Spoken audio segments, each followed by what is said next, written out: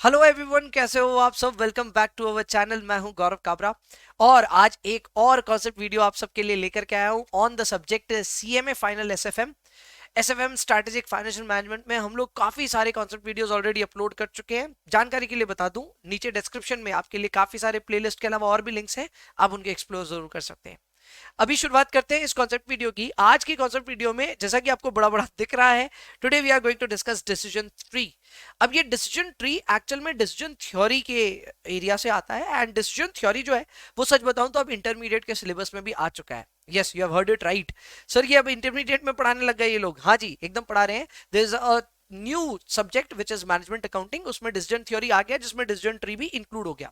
But don't worry, final में अभी भी है, आगे भी रहेगा, 2022 के सिलेबस में भी रहेगा। डिसीजन ट्री जो है, ये डिसीजन ट्री बेसिकली ऐसी सिचुएशन है या ऐसा एक ग्राफिकल एनालिसिस है जिसके थ्रू आप ये पता कर सकते हैं कि एक कॉम्प्लेक्स, तगड़े कॉम्प्लेक्स डिसीजन मेकिंग के सवाल को भी किस तरह सॉल्व किया जाए, खास करके when it is dealing with a lot of probabilities as well. No I know, जैसे ही मैं प्रोबेबिलिटीज बोल रहा हूं ना, वैसे ही आप बहुत ज्यादा ना चौंक जाओगे कि सर क्या प्रोबेबिलिटी बोल रहे हो, लेकिन सच्चाई ये है कि probabilities is the thing that we do so much. मतलब हम इतनी ज्यादा प्रोबेबिलिटी को यूज करते हैं अपनी खुद की इक्विटी रिसर्च में भी। क्लास के अंदर कभी आपको शो करूंगा कि how do I create my equity models और किस तरह स्टॉक्स को स्टडी करते हैं, तो उन सारी चीजों के ऊपर में कभी खुल करके चर्चा होगी क्लास के अंदर। लेकिन अभी के लिए मैं बता दूं कि प्रोबेबिलिटी से डरना नहीं चाहिए। Probability is something which can help you understand a lot of data and accordingly आप अपने डिसीजंस ले सकते हैं। लाइफ में भी प्रोबेबिलिटी का बहुत ज्यादा काम आता है। तो अभी छोड़ देते हैं प्रोबेबिलिटी को, लेकिन ये समझते हैं कि प्रोबेबिलिटी से रिलेटेड जो सवाल आते हैं उनकी कॉम्प्लेक्स डिसीजन मेकिंग को आसान डिसीजन ट्री से कैसे बनाएं। तो देखो, इसको आसान बनाने का एकदम सीधा तरीका है। एक छोटा सा एग्जांपल डिस्कस कर लेते हैं, इससे आपका काम हो जाएगा। ये एग्जांपल, एक छोटा सा एग्जांपल दिख जरूर रहा है लेकिन ये काफी कॉम्प्लेक्स है। ये इकलौता डायग्राम आपको क्या क्या इंफॉर्मेशन दे रहा है, आइए इसके ऊपर बात करते हैं। सबसे पहले ये एग्जांपल आपको ये बता रहा है कि there is a project and ये प्रोजेक्ट 3 साल का है। Obviously we are interested in this and we would like to know कि ये प्रोजेक्ट हमको यहाँ पे प्रॉफिट देगा या फिर हमको नुकसान दे देगा। ठीक है, we would like to know that. अब इस चीज की जानकारी अगर आपको हासिल करनी है तो समझिए किस किस तरह के कैश फ्लोज हमें यहाँ पे मिल सकते हैं। सबसे पहले ये प्रोजेक्ट पे जो इनिशियल आउटले है, यानी कि जो हमारा आउटफ्लो है, वो होने वाला है 1 लाख रुपीज का। ये आउटफ्लो हमारा ईयर 0 पे होगा एंड फिर ईयर 1 पे हमें या तो 80,000 या तो 60,000 का कैश फ्लो मिलेगा। दोनों में से क्या मिलेगा पता नहीं, लेकिन दोनों का प्रोबेबिलिटी पता है। सो दोनों की अगर हम प्रोबेबिलिटी देखें तो there is a 60% probability that we will get 80,000 rupees in year 1 and there is a 40% probability that we will get 60,000 rupees in year 1। जो भी मिलेगा, not a problem, will take that into account. लेकिन यहां बात खत्म नहीं होती। ये सवाल इसलिए ज्यादा थोड़ा और कॉम्प्लेक्स हो जाता है क्योंकि फर्स्ट ईयर में जो होगा that will decide the fate of the second year. तो आपके फर्स्ट ईयर में यदि आपको 80,000 के कैश फ्लोज मिले तो आपको सेकेंड ईयर में हो सकता है 1 लाख मिले, 80,000 मिले या फिर 60,000 मिले। अब जो भी मिलेगा उसकी भी प्रोबेबिलिटी पता है। There is 40% probability after 60% probability of the first year. मतलब ये क्या है, मैं समझाता हूं। यहां पे ये दोनों प्रोबेबिलिटीज को एक नजर मत देखिएगा।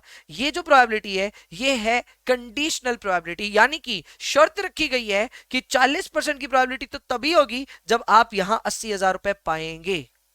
So this 40%, 30%, 30% whichever is given is actually a conditional probability, जबकि ये 60% अनकंडीशनल प्रोबेबिलिटी है। थोड़ा सा डिफरेंस है यहाँ पे। खैर, हमें उनके डिटेल्स में नहीं जाना, हमें बस ये समझना है कि ये बनेगा कैसे।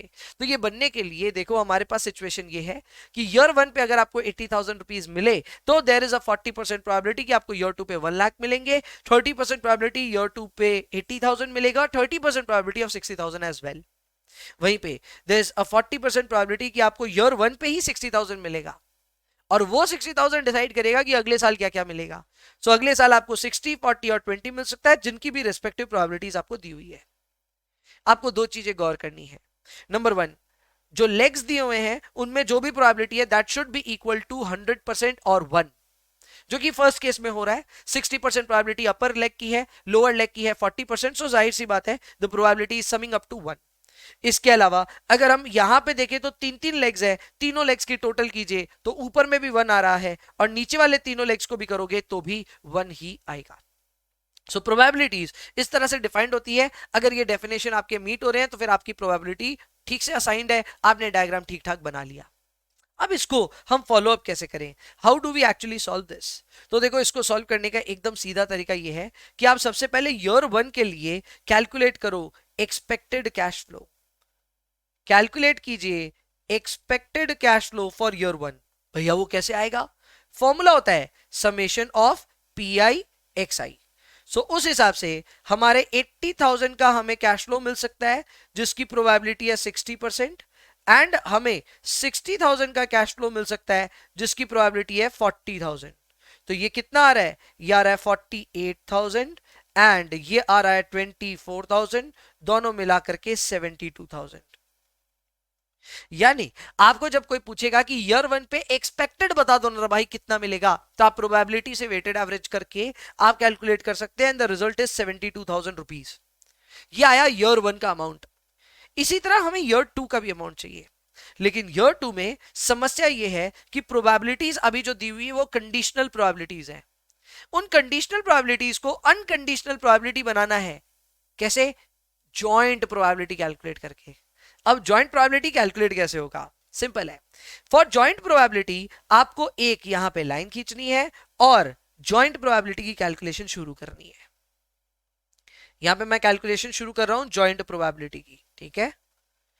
तो फर्स्ट लेग जो 1 लाख रुपीस का है, ये डिपेंडेंट है 80,000 के लेग पे। तो आपको इस लेग की प्रोबेबिलिटी और ये कंडीशनल प्रोबेबिलिटी को आपस में मल्टीप्लाई करना है। सो 60% इंटू 40% इज 24%। तो इस लेग का जो जॉइंट प्रोबेबिलिटी हो गया वो हो गया 24%। क्लियर? मैं आपको ऑब्वियसली ये चीज पढ़ाते वक्त कहीं पे प्रोबेबिलिटी के कॉन्सेप्ट्स आपके सामने नहीं रख रहा हूं, मैं सिर्फ ये बोल रहा हूं किसको किससे मल्टीप्लाई करना है। हालांकि जॉइंट प्रोबेबिलिटी कौन से रूल से रिलेटेड है वो सारी चीजें मैं आपके सामने नहीं रख रहा हूं। अगर फिर भी अगर आप मतलब कई नर्ड्स होते हैं उनको चाहिए कि नहीं सर हमें बताओ ये क्या हो रहा है, तो मैं आपको बता दूं, if this is event A, correct, and this is event B, तो ये जो प्रोबेबिलिटी है इसको हम कहते हैं probability of B given A. ठीक है? And this is probability of A. So when you multiply probability of A with probability of B given A, then you get probability of B which is this event. Correct? So probability of B can be ascertained using the product of P A and P B given A. तो जो भी है इस तरह से ये calculate हो सकता है।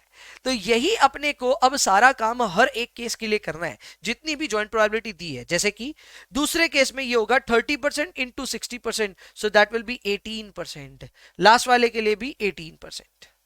Then we have 20% into 40%। Leg बदल गया भैया। 40% into 20% is 8%, so we will have to take 0.08. 50% into 40% is 20%, so joint probability will be 0.20, and finally 0.30 into 0.140 is 0.12. सबको टोटल कीजिए, आई एम श्योर 1 आ जाएगा। सबको टोटल कीजिएगा, आई एम श्योर 1 आ जाएगा, and you have now got the joint probabilities. अब जब आपको joint probability मिल गई तो हम इसका भी एक्सपेक्टेड कैश फ्लो निकालना चाहेंगे। वो कैसे? सिंपल है। आपके पास में आपके कैश फ्लोज आ गए ना। कैश फ्लोज थे 80,000, 60,000, 60,000, 40 एंड एक और शायद 20,000 है। हाँ जी 20। तो आपके पास में आपके कैश फ्लोज हैं, करेक्ट। इन कैश फ्लो से जुड़ी हुई अब आपके पास जॉइंट प्रोबेबिलिटीज भी हैं। जैसे जॉइंट प्रोबेबिलिटीज जो हमारे पास में है वो क्या है? 24, 18, 18, 8। Okay, 24, 18, 18, 8, 20 and 12। तो अब हमें क्या करना है? हमें कैश फ्लोज और जॉइंट प्रोबेबिलिटी को आपस में मल्टीप्लाई करना है to get one single cash flow. So that will be 24,000 here, correct. 80,000 into 18%. 80,000 into 18% is 14,400. 60,000 into 0.18 is 10800. 60,000 into 0.08 is 4,800 only. This is 8,000 and this is 2,400. सबका टोटल कर लीजिए, you will get your expected cash flow for year 2,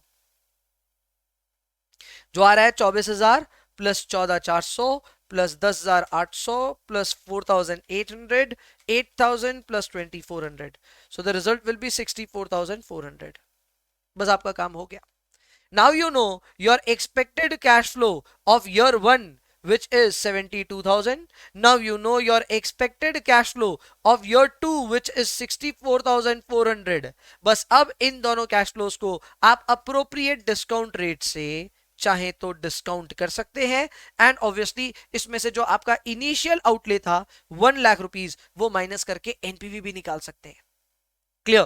तो यहाँ पे आप देख सकते हैं इतने सारे कॉम्प्लेक्सिटी के बीच में हमने दो कैश फ्लो ढूंढ निकाले. एक कैश फ्लो था फॉर ईयर 1, एक कैश फ्लो था ईयर 2 के लिए. आप ऑलरेडी जानते हैं आप एक से ज्यादा कैश फ्लो रहेगा तो आप परेशान हो जाओगे. तो आपका जो एजेंडा है वो ये है कि आप एक कैश फ्लो तक पहुंचे, और इस एक कैश फ्लो तक पहुंचने के लिए प्रोबेबिलिटी का और डिसीजन ट्री का आप फायदा उठा सकते हैं, and you will get the decisions. यहाँ पे इस डिसीजन ट्री को आप ऑप्शन प्राइसिंग के लिए भी यूज कर सकते हैं. कैसे वो काम होता है उसको जानकारी लेने के लिए आप नीचे कमेंट में मेंशन कीजिए कि sir please bring a video for decision tree for even options. तो ऑप्शंस की वैल्यूएशन के लिए ये काम कैसे होता है, that also I can teach you here in this concept series. आप सिर्फ कॉन्सेप्ट में लिख दो, कमेंट में लिख दो. बात बाकी अभी के लिए I hope you have enjoyed this concept video thoroughly. आपने अच्छे से समझा होगा कि ये डिसीजन ट्री क्या करता है, इसका काम क्या है. अगर आप इसको और बेहतर तरह से समझना चाहते हैं, एक बार और वीडियो को रिवाइंड करके देख लीजिए. आई बिलीव ये पूरा कॉन्सेप्ट आपके लिए एकदम स्ट्रॉन्ग, एकदम कॉन्क्रीट हो चुका होगा. तो बस अभी के लिए इतना ही रखेंगे.